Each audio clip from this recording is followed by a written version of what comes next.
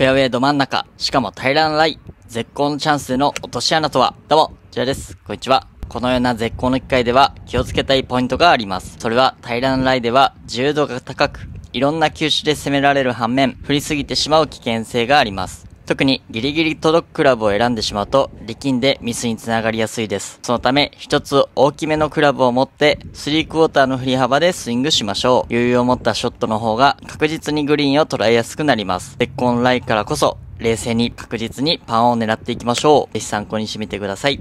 ありがとうございました。